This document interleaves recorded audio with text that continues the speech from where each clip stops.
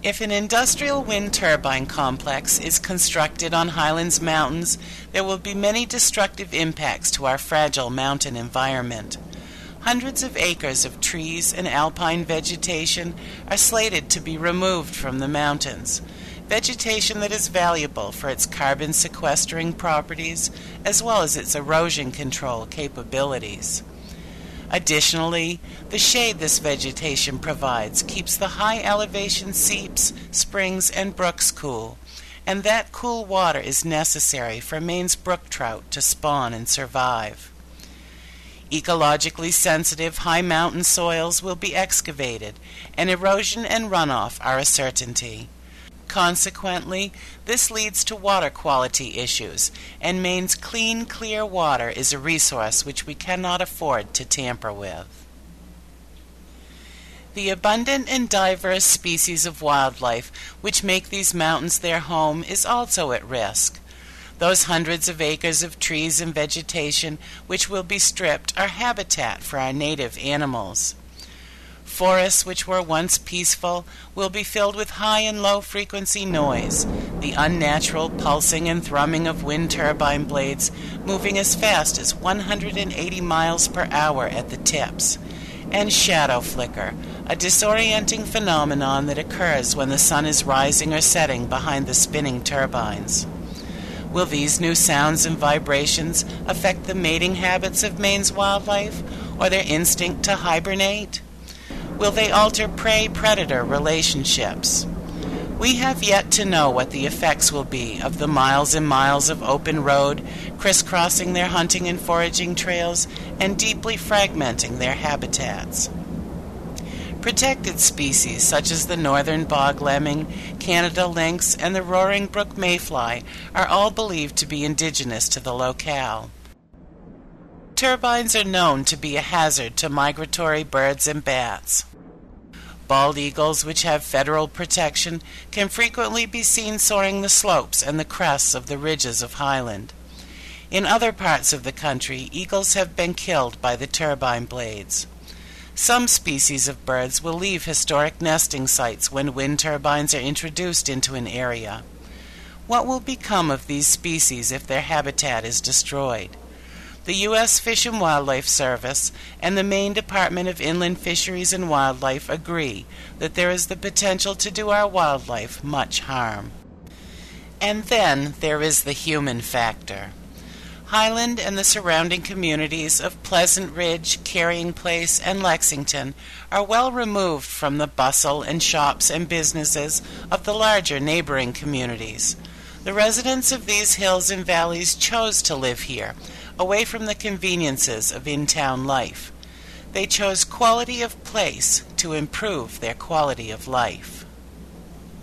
However, the Maine legislature passed LD 2283 as an emergency measure in the spring of 2008. This expedited permitting law was designed with the assistance of wind power developers, and its purpose was to rezone over two-thirds of the state as an industrial wind energy production district. In effect, this new law greatly accelerates the permitting process for wind turbine developments, something that was necessary in order for the governor to meet his goal for 2,700 megawatts of land-based wind power by 2020.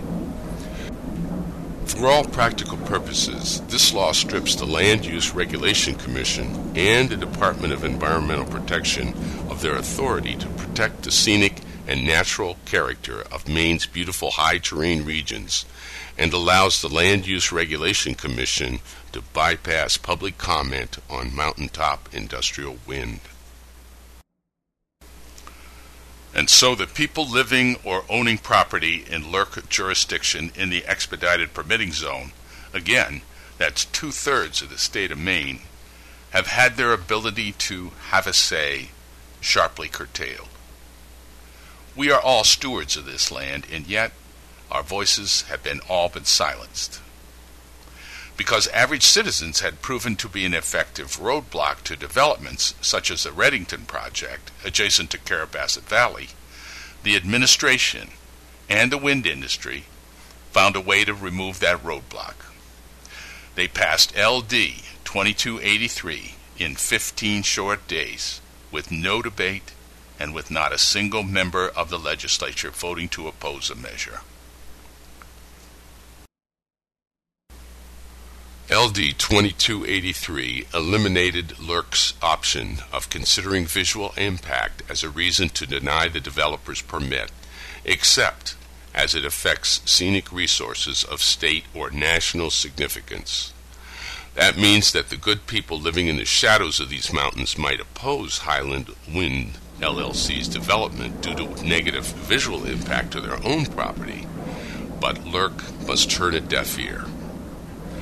That the people might protest the unsightliness of familiar mountain ridges blasted into submission is a moot point.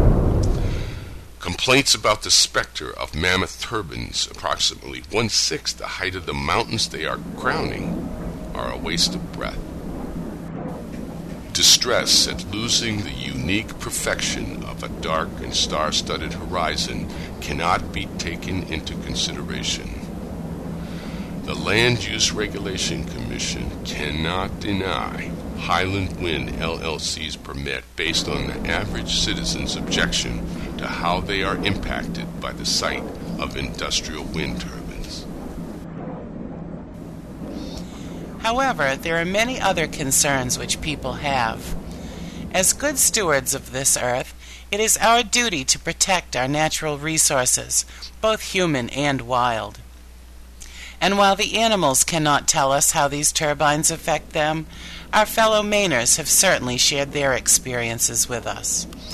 Folks at Mars Hill, Freedom, and Vinyl Haven, many who supported the industrial wind turbines in the beginning, have come forward with chilling testimony about the realities of living in the shadow of big wind.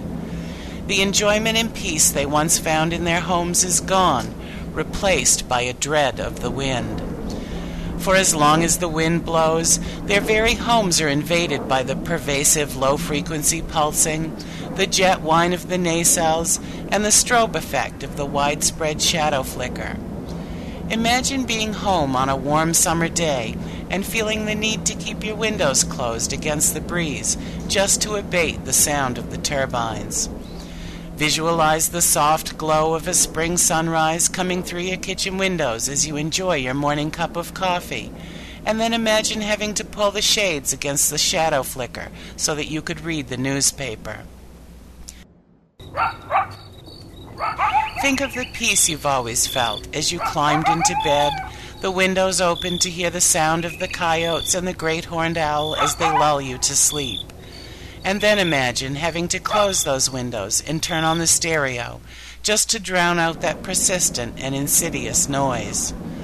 This is what our fellow Mainers who live in the vicinity of industrial wind turbines are experiencing.